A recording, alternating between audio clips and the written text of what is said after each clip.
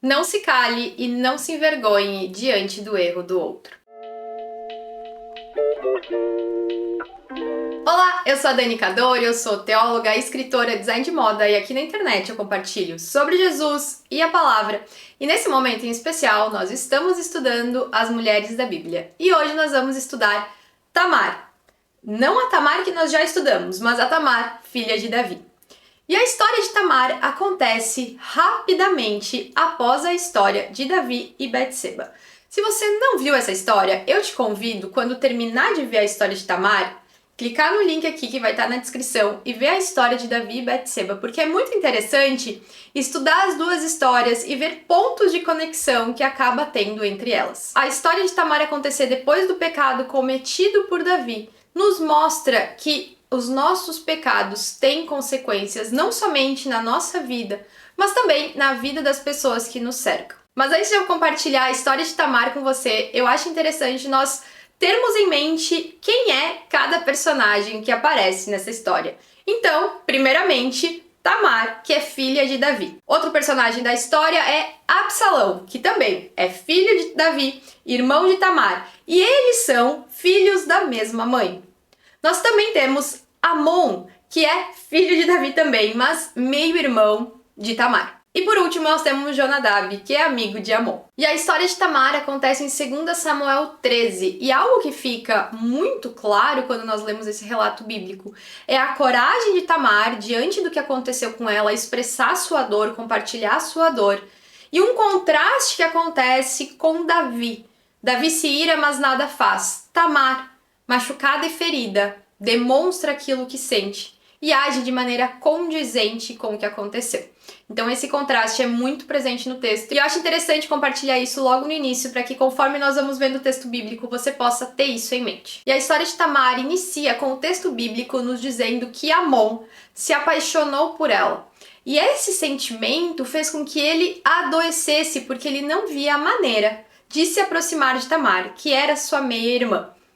Aqui, alguns comentários precisam ser tecidos. O primeiro deles é que essa paixão que o texto bíblico nos menciona não deve ser vista como um sentimento romântico, um sentimento de romance. Até a menção de que ele adoece já nos demonstra que não era algo sadio, condizente com a palavra, não preciso nem dizer. O fato dela ser meia-irmã dele, que também não era condizente com o que acontecia em Israel, nós vamos ver isso mais pra frente. Mas a menção dessa paixão não significa que ele tinha um sentimento amoroso com ela, mas sim um sentimento muito mais doentio. Então nós não devemos ler essa história com lentes de romance, não faça isso. Não existe espaço para uma leitura romântica ou amorosa dessa história, porque o sentimento que Amon tinha por Tamar era de fato um sentimento doentio. O texto bíblico segue e revela que Amon tinha um amigo chamado Jonadab. E esse amigo um dia questiona ele o porquê ele estava tão abatido, questiona a postura que ele estava tendo diante da vida. Veja bem, Jonadab percebe que algo não estava bem com Amon. E Amon então revela sua paixão por Tamar. A Bíblia descreve Jonadab como alguém astuto, e alguém astuto só pode dar um conselho astuto. E é isso que Jonadab faz. A Bíblia nos diz que ele aconselhou Amon, e as palavras dele foram as seguintes: vá para a cama e finge estar doente. Quando seu pai vier visitá-lo, diga-lhe: permita que a minha irmã Tamar venha me dar de comer. Gostaria que ela preparasse a comida aqui mesmo e me servisse, assim poderei vê-la. Então, aqui fica evidente que Amon recebeu um conselho errado, um conselho que não era condizente com a palavra de Deus, um conselho que não era condizente com o sentimento que Amon tinha, porque era algo desequilibrado, e um bom conselho seria que Amon tratasse esse sentimento, por exemplo, mas não tramar um plano e uma estratégia para que ele conseguisse aquilo que surgia de um sentimento doentio. Mas diante dessa proposta e desse conselho, Amon acha uma boa alternativa. E é isso que ele faz. E nós vamos vendo nos capítulos seguintes que então Amon finge de fato estar doente. É provável que ele já estava muito abatido por causa desse sentimento doentio que ele tinha, tanto que o seu amigo percebeu que algo não estava bem com ele. Então Amon finge estar doente e quando Davi, o seu pai, vai visitar ele, ele fala exatamente as mesmas palavras que o seu amigo orientou que ele falasse. E diante do pedido do seu filho, que está doente e acamado, Davi atende esse pedido e manda que Tamar vá servir o seu irmão. E 2 pontos precisam ser destacados aqui. O primeiro é que quando Amon menciona para Davi que ela prepare os alimentos na presença dele, porque assim poderá vê-la, já deveria ter ligado uma luz de alerta para Davi. Davi deveria ter visto que isso não era um pedido tão natural, tão usual, e algo estava errado com o seu filho. Mas Davi não percebeu nem inicialmente que Amon estava abatido, que algo estava acontecendo com ele, e nem nesse momento ele percebe a trama que está acontecendo dentro da sua própria casa. Então no verso 8 nós vemos que Tamar foi para a casa de Amon, que ele estava deitado, mas que ela preparou a comida na presença dele. Mas ele não quis comer, o texto bíblico nos diz isso. Então Amon deu ordem para que todos saíssem, veja bem. O que ele queria fazer era algo escondido, então ele ordena que todos saiam. Quando a gente precisa se esconder para fazer algo, isso já significa que esse algo não é algo que deve ser feito. Então Amon deu ordem para que todos saíssem e depois ele disse para Tamar: traga os bolos e sirva-me aqui no meu quarto. Tamar então levou os bolos que preparou até o quarto de Amon. E quando ela chegou, ele disse para ela: deite-se comigo, minha irmã. Ele menciona que ela é irmã dele, sabendo que isso não era algo aceito por Israel. Antes de nós vermos o que Tamar diz para Amon diante dessas palavras, é importante destacar que ela estava naquele local como alguém que estava cuidando dele e servindo ele. Então, mesmo diante desse cuidado e dessa obediência que Tamar teve ao seu pai em ir e servir Amon, ele está disposto a usurpar da sua força para ter aquilo que ele deseja. E diante desse convite, muitas aspas aqui, de Amon, Tamar lhe responde. E é interessante que a gente leia a resposta de Tamar, porque depois eu quero pontuar os argumentos que ela usa para tentar evitar que o seu irmão cometa algo tão mal em relação a ela. E Tamar diz: não, meu irmão, não me faça essa violência. Tamar aqui já destaca que é uma violência que ele queria fazer contra ela. Não se faz uma coisa dessas em Israel. Não cometa essa loucura. O que seria de mim? Como eu poderia livrar-me da minha desonra? E o que seria de você? Você cairia em desgraça em Israel. Fale com o rei. Ele deixará que eu me case com você. E o texto bíblico nos diz: mas Amon não quis ouvi-la. Ele deveria ter ouvido ela. E sendo mais forte que ela, violentou-a. O texto bíblico é claro. Tamar foi violentada sexualmente por Amon. Ele não a ouviu. Quem Amon ouviu? Aquele que ele não deveria ter ouvido. Ele ouviu Jonadab. Jonadab não falou para Amon palavras de sabedoria, palavras que trariam lucidez para ele. Muito ao contrário, falou palavras que levariam ele para um caminho de condenação. Tamar falou palavras na tentativa de chamar Amon para o presente, para ter um momento de lucidez e clareza, mas ele não ouviu ela, ele ouviu a pessoa errada. Antes de nós analisarmos a estrutura do que Tamar falou para Amon, eu acho interessante a gente refletir quantas vezes na nossa vida nós não acabamos ouvindo pessoas erradas. Ao invés de ouvir pessoas que estão nos chamando de volta à sensatez, que estão voltando os nossos olhos para aquilo que é certo e realidade. Pense quantas vezes você não trilhou um caminho que não deveria trilhar, porque escutou conselhos errados, porque repetiu palavras que recebeu de um conselheiro que era astuto, mas que não agiu com sabedoria. Então nós precisamos ter muito cuidado em relação ao que nós estamos ouvindo, de quem nós estamos ouvindo. E se isso não está nos levando para um caminho, como ela menciona aqui, de loucura, que ele seria tido como louco. Mas analisando os argumentos de Tamar no seu apelo para que seu irmão não cometa isso contra ela, nós vemos o primeiro argumento: não se faz isso em Israel. Tamar está usando o aspecto distintivo de Israel, diferente das outras culturas, para destacar que isso não era algo que acontecia dentro do povo de Israel, não era algo permitido, era algo que fica claro que é condenado pela lei quando nós observamos o Antigo Testamento. Então ela está usando isso como um argumento, mesmo que em outras culturas isso aconteça, isso não acontece em Israel. Isso não é permitido aqui. O que ele queria fazer, deitar-se com a sua meia-irmã, não era algo permitido. E ela usa esse argumento de distinção de Israel para tentar trazer ele à lucidez, para não cometer tamanha violência. O segundo argumento, muito provavelmente porque o primeiro não funcionou, ela profere dizendo: você cairia em desgraça. Ela está dizendo para Amon que diante daquilo que ele fez com ela, o seu destino seria desgraça. Veja bem, Amon teria que ser julgado pelo crime que cometeu. ele teria que ter sido julgado e condenado, porque isso não era permitido, também era algo condenado pela lei. Então ela está advertindo Amon de como seria o seu futuro. Isso também não lhe serve. Então ela vai para o terceiro argumento, esse que prova o tamanho desespero que Tamar se encontrava. Fale com o rei e ele vai permitir que a gente se case. Muito provavelmente Davi não permitiria que esse casamento acontecesse. Mas Tamar, numa tentativa de se livrar daquela situação, de talvez ganhar tempo, conseguir escapar, ela usa esse argumento para que então Amon fale com o rei, para que eles se casem. Tamar não queria ir contra a lei, Tamar não queria aquela relação. Então o que Amon faz? Por ser mais forte que ela, ele usa a força. Após violentar Tamar, nós vemos no verso 16 que ele sentiu uma forte aversão por ela. Uma aversão mais forte do que a paixão que ele sentia. Ele não olhava para Tamar como uma pessoa. Ele olhou para ela como algo capaz de satisfazer o seu desejo. Ao ver Tamar como alguém que poderia satisfazer o seu desejo, e certamente houve uma questão de idolatria no seu coração com essa relação que ele teria com ela, e então quando ele sacia o seu desejo, ele sente aversão por aquilo que antes ele desejou ao ponto de adoecer. E então ele fala para Tamar as seguintes palavras: levanta e saia. Essas palavras me recordam muito o que aconteceu com a concubina de Levita, que após ele tratar ela de uma maneira objetificada, entregando ela para que os homens abusassem dela, ele diz para ela: levanta. Não existe uma valorização de quem é essa pessoa, não existe um olhar para essa pessoa, existe indiferença, uma objetificação.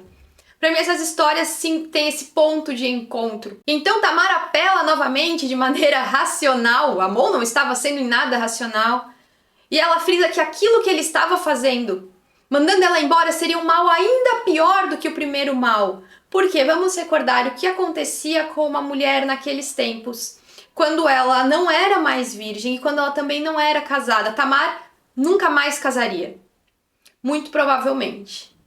E o que acontecia com uma mulher que não era casada e não tinha filhos? Ela vivia de maneira desamparada e Tamar teme que isso acontecesse. Indo além, pela lei, Amon também seria obrigado a casar-se com Tamar após o ato que ele cometeu. Mas ele manda ela sair e ele não quer mais saber disso. E então ele chama seu servo e diz: põe essa mulher para fora, que ele não se remete mais a Tamar como sua irmã. Ele já muda a maneira que ele se refere a ela, provavelmente pelo desprezo que ele sentiu, que não deveria ser dela, deveria ser dele mesmo, né? Mas pessoas que estão tão corrompidas a ponto de fazer o que Amon fez também não conseguem mais discernir quem é o alvo do seu sentimento, e ele acaba prejudicando Tamar quando o problema estava nele mesmo. E a ação de Amon deve ser totalmente repudiada por nós hoje. E é triste pensar que continuam existindo muitos Amons que olham para as mulheres como algo que deve saciar os seus desejos, que tramam para ter aquilo que eles querem, que descartam. É triste pensar que nós continuamos convivendo com homens que não escutam as mulheres e usam a sua força para ter aquilo que eles desejam, desejos pecaminosos, desejos totalmente desagradáveis ao nosso Senhor. Que nós estejamos atentas e vivamos atentas, para que quando tiver um Amon que diga que ela venha me servir, eu a vejo, o Espírito Santo de Deus nos dê discernimento, para que nós possamos desviar de todo o perigo. Que o Espírito Santo de Deus nos dê clareza, para que diante dessas estratégias de homens que agem de maneira maligna, nós possamos ter discernimento. Essa é a minha oração para a minha vida e para a sua. O texto bíblico segue e descreve a atitude de Tamar após ser abusada e posta para fora. Ela então coloca cinzas em sua cabeça, rasga sua túnica e se põe a caminho, com as mãos na cabeça, chorando em alta voz. Tamar não esconde a sua dor. Tamar não se envergonha do que aconteceu com ela. Ao contrário, ela não tenta esconder, ela não tenta cobertar. Ela coloca a sua dor, ela expressa a sua dor, ela não se esconde. A túnica que Tamar usava era uma túnica que ela era especial para as filhas dos reis virgens. E essa túnica representava que ela estava sob a proteção do rei, sob a proteção da sua família. Por ter sido violentada, Tamar não era mais uma mulher virgem. Nós já falamos sobre o peso da virgindade naqueles tempos.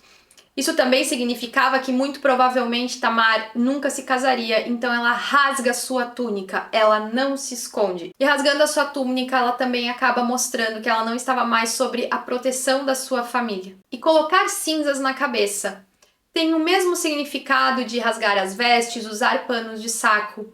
Representa um enorme e profundo pesar. Tamar está demonstrando sua dor e seu sofrimento. Tamar torna a sua dor pública. Quando ela rasga as vestes, coloca cinzas na cabeça e pranteia em alta voz, a sua dor se torna pública. E o meu convite e incentivo é que se algum Amon passou pela sua vida, você não se cale, não se esconde, não se envergonhe. Mas você faça como Tamar, denuncie a sua dor. Tamar não chorou escondido, ela demonstrou o quão abatida estava diante daquela situação. E isso fez com que Amon não conseguisse passar despercebido do que fez contra sua irmã. O que fica claro quando nós seguimos no texto. Absalão, que também era irmão de Tamar, a encontra transtornada de tristeza, como fica claro pelo texto bíblico, e lhe pergunta: seu irmão Amon lhe fez algum mal? Absalão provavelmente já havia percebido que Amon tinha um comportamento disfuncional diante de Tamar, por isso ele lhe questiona. Certamente a resposta de Tamar foi uma resposta positiva, de que sim, Amon fez mal contra ela. E então Absalão segue e diz: acalme-se, minha irmã, ele é seu irmão. Não se deixe dominar pela angústia. Algumas pessoas interpretam essas palavras de Absalão como ele dizendo para Tamar se calar, como uma tentativa de calar Tamar. Eu não consigo ver o texto dessa forma, porque como nós vamos continuar estudando, ocorreu vingança da parte de Absalão contra Amon. Então isso significa que para Absalão isso não foi uma atitude aceitável e não foi uma atitude que ele tentou ignorar ou acobertar. Ao meu ver, essas palavras que Absalão fala para Tamar são palavras de alguém que tenta consolar uma mulher que está passando por talvez o momento mais difícil, creio que no contexto da época o mais difícil da sua vida e também no contexto de hoje, não vamos ignorar isso. Eu acredito que essas palavras são palavras numa tentativa, certamente vã, porque não é possível consolar algumas situações a não ser encontrando consolo na cruz de Cristo, mas uma tentativa de Absalão de consolar Tamar. E o texto continua e nos diz que Tamar, muito triste, ficou na casa de Absalão. E existem algumas coisas que nós precisamos observar nessa menção de que Tamar ficou na casa de Absalão. A primeira delas é: para onde Tamar deveria ter ido no momento de angústia? Certamente não seria para a casa do seu irmão, seria mais condizente que fosse para a casa do seu pai. Mas é provável que algo já estava acontecendo para que Tamar escolha encontrar refúgio na casa do seu irmão, esse que viu o sofrimento que ela estava passando. Essa menção também nos revela o destino de Tamar. Por não ser mais virgem, é provável que ela perdeu o seu valor dentro da sua família. Novamente, levando em consideração o contexto da época, que seria muito difícil ela conseguir casar. E então ela acaba encontrando consolo e acolhimento na casa de Absalão e não mais na casa do seu pai Davi. Certamente naqueles tempos o que aconteceu com Tamar a faria ser desprezada por muitas pessoas. E muitas mulheres que enfrentam situações semelhantes à de Tamar se sentem desprezíveis, passíveis de desprezo, diminuídas e inferiores. Tamar não teve culpa do que aconteceu. E talvez você seja uma mulher que também não teve culpa das marcas que Amons fizeram na sua vida. Mas se eu pudesse falar algo para Tamar, seria que na cruz de Cristo ela encontra o valor verdadeiro dela. E é o mesmo que eu falaria para você. Muitas pessoas podem nos desprezar, mas quando nós olhamos para a Bíblia e vemos os encontros que Jesus teve com as mulheres ao longo da história, nós vemos um Cristo que revelou o valor das mulheres. Nós vemos Cristo dando um novo começo, uma nova história, redefinindo identidades. Nós vemos Cristo curando, tratando e sarando. Em Cristo, nos encontros com Cristo, as mulheres dos tempos bíblicos tiveram sua identidade restaurada, curada e sarada. E nós também podemos continuar tendo nos nossos encontros com o nosso Senhor e Salvador nossa identidade curada, sarada e restaurada. E eu quero muito te lembrar disso. Que talvez você carregue marcas de coisas que aconteceram no seu passado. mas em Cristo você encontra um recomeço. No versículo 26, nós vemos uma menção de Davi diante dessa história. O texto bíblico nos diz que, ao saber do que aconteceu com Tamar, Davi ficou indignado. O que era óbvio que aconteceria. Um pai, de fato, deveria ficar indignado com algo que aconteceu assim em relação à sua filha. Mas o que ele faz com essa indignação? A resposta é nada. Ele se indigna, mas nada faz. Da mesma maneira que quando nós estudamos Betseba, nós lembramos da posição de Davi em ser rei, é importante que aqui nós também recordemos do impacto que ser rei tinha. Ele era rei, ele poderia julgar o pecado do seu filho, ele poderia ter feito justiça, mas ele nada faz. O texto bíblico também não nos diz se ele consolou Tamar ou não consolou, não nos diz o que acontece. Mas, ao que parece, Davi acaba se tornando passivo diante dessa situação, ele se ira e nada faz. E isso também deve servir de alerta para nós. Irar-se diante de uma injustiça e nada fazer, e não buscar a justiça, não é uma atitude condizente. Ira por ira não gera nada. E mais pra frente nós vamos ver quando Absalão está se rebelando contra Davi, que ele levanta queixas de como Davi não estava fazendo justiça. Então, ao que parece, nesse momento da sua vida, Davi deixou essa situação passar. Ele não chamou nem Amon, ele não proveu justiça. E isso é algo muito complexo, porque talvez Davi deixa de buscar fazer a justiça nessa situação, justamente porque ele cometeu algo semelhante anteriormente com Betseba. E talvez ele então se sinta num lugar em que ele não deve julgar algo semelhante com o que ele fez. E isso também nos serve de alerta, porque muitas vezes nós vivemos de maneira pecaminosa e errando sem justiça. E isso vai nos anestesiando, que nós vamos acabando aceitando e até mesmo nos calando diante de outras injustiças. E o silêncio de Davi aqui acaba sendo vergonhoso, porque ele é de fato um homem segundo o coração de Deus, mas quando nós vamos estudando a história, nós vemos que ele é um homem segundo o coração de Deus, mas que comete muitos erros.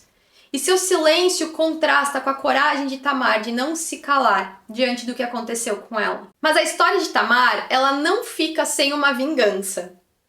Sim, nós não devemos nos vingar. Mas, vamos ser sinceras, eu acredito que toda mulher que lê a história de Tamar, quando vê a vingança de Absalão em relação a Amon, acaba sentindo que um pouquinho de justiça foi feita. Então, vamos falar sobre a vingança. Revelando pecados na leitura do texto bíblico? Talvez, mas de fato, diante da passividade de Davi, a ação de Absalão acaba parecendo algo muito mais condizente do que o lavar de mãos de Davi. Então o texto bíblico nos diz que por 2 anos Absalão cultivou esse sentimento de ódio em relação a Amon. Ele odiou Amon pelo que Amon fez contra Tamar. Aqui também fica um alerta. Quantos alertas a gente encontra nesse texto? Odiar alguém em silêncio, não resolver situações de maneira imediata e ficar adiando essas situações acaba nos fazendo muitas vezes tomar atitudes muito mais drásticas, muitas vezes pecaminosas, ao invés de tratar esse sentimento. Então nós não podemos passar por essa terra cultivando ódio. Nós precisamos ir e tratar aqueles sentimentos que nós sentimos em relação às pessoas. Mas então, depois de cultivar esse sentimento de ódio pelo seu irmão por 2 anos, Absalão arquiteta um plano contra Amon, para tirar a vida de Amon. E aqui nós também encontramos uma semelhança na história de Davi e Betseba, porque Davi também arquiteta um plano para tirar a vida de Urias, o marido de Betseba. Então, essas histórias elas vão se entrelaçando e vão nos mostrando como de fato a condenação que Davi recebeu estava se cumprindo. E então, Absalão convida todos os filhos de Davi, e Davi, que ele sabia que não iria para sua festa, para uma festa para sua casa. Absalão também destaca que Amon deveria ir, algo que também deveria ter ligado à luz de alerta de Davi, e Davi ignora aparentemente. E então, nessa festa, Absalão tira a vida de Amon, entre aspas, fazendo justiça pelo mal que Amon causou a Tamar. E então, após matar seu irmão Amon, Absalão vai viver em terras distantes, porque ele de fato poderia ser condenado pelo crime que ele cometeu contra o seu irmão. E essa história apresenta uma amplificação de erros e pecados, começando com Amon escutando um conselho que não deveria, com Amon tramando um plano que não deveria, com Amon não escutando sua irmã e abusando dela, com o silêncio de Davi diante do crime que foi cometido em Israel e com a vingança de Absalão. Nós vemos como um pecado e um erro vai se entrelaçando com o outro e como esse pecado e esse erro vai causando destruição na família. Essa história é um alerta para todos nós estarmos vigilantes sobre quem nós escutamos, estarmos vigilantes com aquilo que cresce em nosso coração em relação aos outros, estarmos atentos aos sinais, não agirmos passivamente. Essa história nos serve de alerta em tantas áreas, mas principalmente precisa nos lembrar que Deus vê mulheres que passaram o mesmo que Tamar, mas também precisa nos lembrar que Tamar encontrou abrigo na casa de Absalão, seu irmão, mas que nós, hoje, filhas amadas de Deus, encontramos abrigo, refúgio, proteção nas mãos bondosas do nosso Pai. Eu não sei se você não está andando como Tamar, com as vestes rasgadas, cinzas na cabeça, pranteando pelas ruas. Ou talvez se você está se escondendo, vestindo ainda as mesmas vestes e tentando seguir sua vida como se nada foi feito contra você. Diante dessa história, eu friso e admiro a coragem de Tamar e te incentivo a fazer o mesmo. E também quero frisar a importância da justiça acontecer. Davi deveria ter feito justiça, mesmo que fosse contra o seu filho. O seu filho atentou contra sua filha e ele simplesmente se irou e nada fez. A Bíblia nos chama a trilhar caminhos de justiça. Então, se você é uma mulher que de alguma forma se encontra como Tamar se encontrou, busque justiça. Se você conhece Tamares, as acolha como Absalão acolheu e busque justiça. As incentive a buscar justiça. Que nós não simplesmente olhemos para essas histórias, nos iremos, repudiemos e nada façamos, mas que nós nos movamos em caminhos de justiça. E também que nós recordemos constantemente do cuidado do nosso Senhor e como nos encontros que nós temos com Jesus existe restauração, existe recomeço. É provável que o destino de Tamar ficou marcado pelo pecado de Amon contra ela, mas o nosso destino, a nossa vida aqui na terra, é marcada pela cruz de Cristo. Essa cruz que nos salva, redime e também é fonte de esperança. Esse foi o vídeo de hoje. Se você gostou, você já sabe, não deixa de deixar seu like, curtir, comentar e também se inscrever no canal. Eu te encontro aqui no próximo vídeo.